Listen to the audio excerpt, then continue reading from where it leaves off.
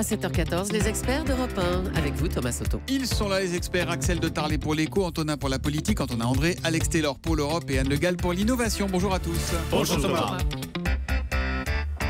Axel de Tarlé, on s'inquiète de nouveau sur l'avenir de la zone euro. La crise financière est en train de distiller son venin dans l'économie réelle. Voilà, et le pire c'est que cette crise, on n'en comprend pas très bien l'origine. En fait, pour dire les choses telles qu'elles sont, les investisseurs ont peur panique de se retrouver comme en 2008 avec une faillite bancaire, vous savez, comme Lehman Brothers. Et alors cette fois, ça ne serait non pas à cause des subprimes, mais à cause du pétrole, d'une banque qui serait beaucoup trop engagée dans le secteur pétrolier, vous savez, qui va très mal. Et du coup, eh bien, on craint qu'il y ait une faillite bancaire, ce qui provoquerait derrière des faillites en cascade. On a raison d'avoir cette peur ou pas? C'est rationnel ou pas? Alors cette peur est totalement irrationnelle. Vous avez par exemple la Deutsche Bank, qui n'est absolument pas dans le pétrole, qui a chuté de plus de 30% depuis le début de l'année, à tel point que Wolfgang Schäuble, le ministre allemand des Finances, a dû sortir officiellement pour dire que la Deutsche Bank allait bien. Comment réagissent les investisseurs? Ils ont dit « Oh là là, c'est que ça doit aller très mal si le ministre des Finances allemand est obligé de s'exprimer. » Du coup, il a dit, mais désemparé, Wolfgang Schäuble, mais écoutez, je ne sais plus quoi dire, moi. Voilà. Non, mais alors, c'est pas inquiétant si cette crise est irrationnelle. Tout va finir par rentrer dans l'ordre. Alors non, parce qu'une crise, même irrationnelle, a des effets autoréalisateurs. Parce que quel est le réflexe quand on a peur? Eh bien, il y a un réflexe tous aux abris. Tous les placements risqués font peur. Et par exemple, c'est ce qu'on constate depuis quelques semaines, vous avez les taux en Espagne, enfin la dette espagnole, la dette Portugal, la dette du Portugal, la dette de la Grèce, qui font peur. Et vous avez dans tous ces pays des remontées de taux d'intérêt. Et ça, c'est bien réel pour les pays concernés. Et ça peut raviver, c'est ce que vous disiez, une risque de scission au sein de la zone euro. Deuxième chose, vous avez les banques qui sont plus frileuses. Et ça a des conséquences bien réelles pour les entrepreneurs qui, du coup, ont beaucoup plus de mal à décrocher. Voilà, beaucoup plus de mal. Et vous avez, c'est même anecdotique, mais la semaine dernière, à Londres, il y a eu une vente aux enchères sur l'art contemporain, sur le marché de l'art contemporain, une vente aux enchères de Sotheby's et Christie's.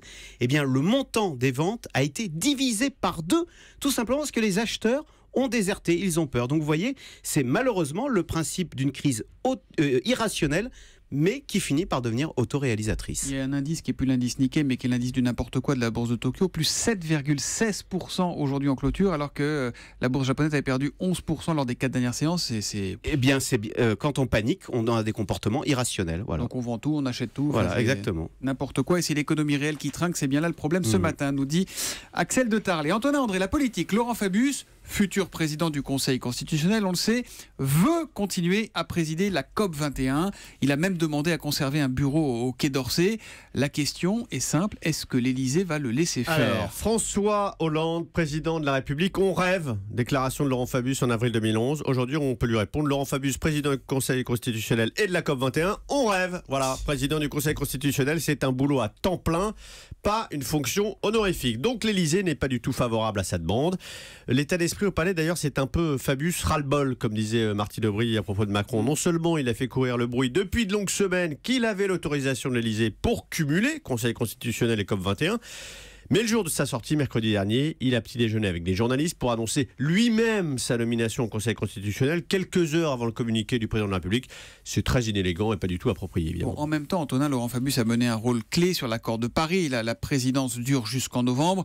On aurait pu imaginer une dérogation, un arrangement, je sais pas, non ? Oui, c'est ce qui s'est dit, Laurent Fabius, qui passerait entre les gouttes. C'est vrai qu'il se voyait à New York, au siège de l'ONU, en avril prochain, pour une grande cérémonie de la signature de la COP21. Sa grandeur, sa pierre apportée au sauvetage de l'humanité. Bon, à la place, il regardera dans son bureau, à la télé, Ségolène Royal. Alors là, ça va le faire bouillir. Et parce qu'ils s'aiment pas beaucoup, les voilà, deux. Accueillir. Il faut rappeler que Ségolène Royal l'a plié à la primaire en 2006 au premier tour.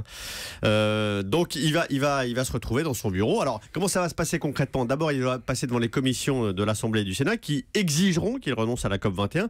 Et puis, ses pairs au Conseil constitutionnel vont lui rappeler que la règle du non-cumul avec toute autre fonction est intangible. Alors, pourquoi Laurent Fabius y a cru? Parce qu'il y a cru quand même qu'il arriverait à cumuler les deux. Eh bien, il y a cru parce que la République exemplaire à laquelle François Hollande est tellement attaché est bien loin aujourd'hui. C'est vrai que le non-cumul, le président l'a fait voter, il en a fait une règle pour les ministres. Et Jean-Yves Le Drian. Voilà. Non, alors, j'allais le dire. Alors, oui. C'est vrai. Bon, alors d'accord, il a fait une règle pour les ministres, sauf son copain Jean-Luc Le Drian, qui lui peut rester, Jean-Yves Le Drian, qui peut rester à la Défense et au président de la région Bretagne. Pas de problème. Ah, puis il y a aussi les ministres écologistes, en fait. Oui. J'avais oublié complètement. Alors, les ministres écologistes, c'est vrai qu'eux, ils ont le droit d'être ministres et conseillers régionaux. Donc Laurent Fabius se disait moi je peux bien cumuler les deux, ça se verra pas. En fait, il ne pourra pas cumuler. Un peu pour l'exemple qui cache la forêt, quoi. La forêt des exceptions qui devient la règle. Voilà donc pour la politique. Vous parliez du Conseil constitutionnel. Son actuel président, Jean-Louis Debré, sera ce soir l'invité exceptionnel du Club de la Presse. Rendez-vous à 19h sur Europe 1 avec Nicolas Poincaré. Alex Taylor, vous intéressez au pape. Révélation étonnante concernant l'ancien pape, Jean-Paul II. Oui, effectivement, l'émission d'actualité la plus sérieuse de la BBC, Panorama, qui existe depuis 60 ans et pas réputée pour des révélations sulfureuses, diffuse ce soir une enquête de 30 minutes qui risque de faire du bruit, donc j'en fais déjà, sur les relations entre l'ancien pape Jean-Paul II et Anna Teresa Timieniecka, une intellectuelle américaine d'origine polonaise, une aristocrate bonne vivante. Selon le biographe de ce même pape, la BBC aurait trouvé des centaines de lettres inédites qui datent de l'époque où Jean-Paul II était évêque de Cracovie. Elle travaillait avec lui à l'époque sur la traduction en anglais de son livre Personne et Acte. Mais il y a quoi dans ces lettres? C'est des lettres d'amour, c'est quoi?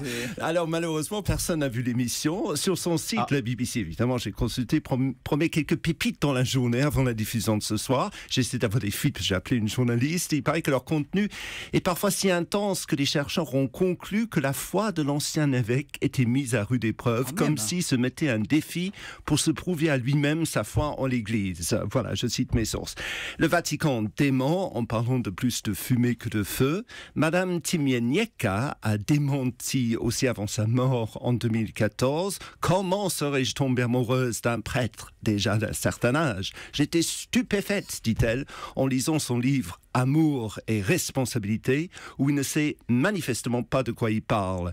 Mais est-ce une parfaite illustration de la citation de Shakespeare? Il me semble que la dame proteste de trop. C'est un peu comme Schäuble tout à l'heure pour la Deutsche Bank.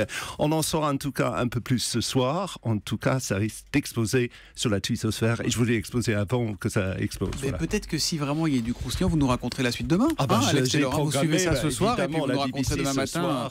Voilà. En général, la BBC, c'est du sérieux quand même. Panorama, c'est l'émission qui existe depuis 60 ans, la plus sérieuse de la BBC. Plus sérieux, c'est pas possible. Vivement demain. L'innovation, Anne Le Gall.